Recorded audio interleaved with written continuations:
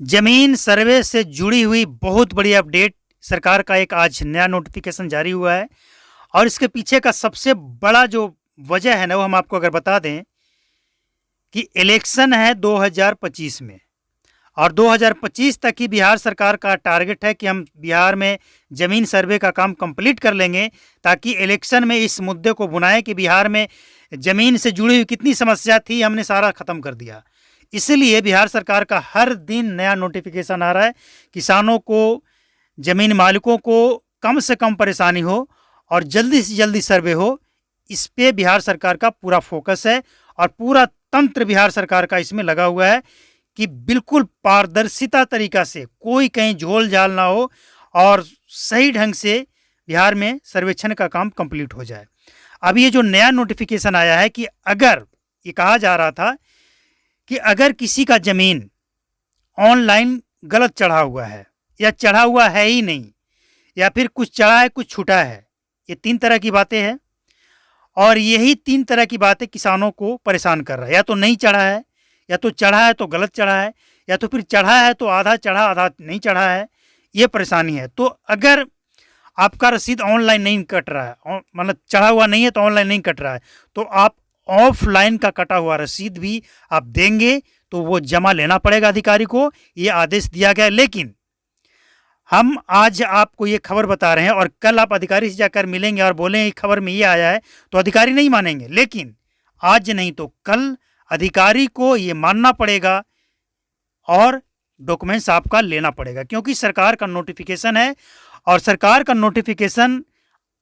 अंचल कार्यालय तक पहुंचने में थोड़ा सा वक्त लगता है। अंचल कार्यालय में लेटर पहुंचता है सरकार के द्वारा, तब जाकर अंचल कार्यालय को ये स्वीकार करना पड़ता है कि यह भी नोटिफिकेशन सरकार का आ चुका है। तो थोड़ा सा धैर्य आपको रखना होगा, लेकिन सरकार का उद्देश्य स्पष्ट है कि किसानों को, ज़मीन मालिकों को कम से कम परेशानी हो और ज़्यादा से ज़्यादा सहूलियत के साथ बिहार में सर्वे का काम कंप्लीट हो जाए, किसी को किसी भी तरह का कोई परेशानी ना हो, ताकि इलेक्शन में विपक्ष इस मुद्दे को मुद्दा ना बनाए, इस मामला को मुद्दा ना बनाए कि बिहार सरकार ने, जैसा कि प्रशांत किशोर का एक बयान आया कि ज़मीन सर्वे का काम नीतीश कुमार जो शुरू किए हैं, ये नीतीश कुमार के ताबूत में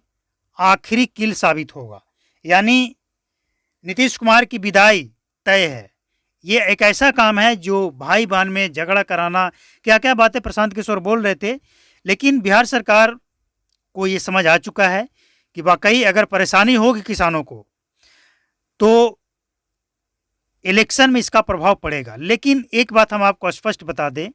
कि जब कोई बड़ा बदलाव होता है तो थोड़ी परेशानी होती है, लेकिन इसका विरोध कौन लोग कर रहे हैं? जो लोग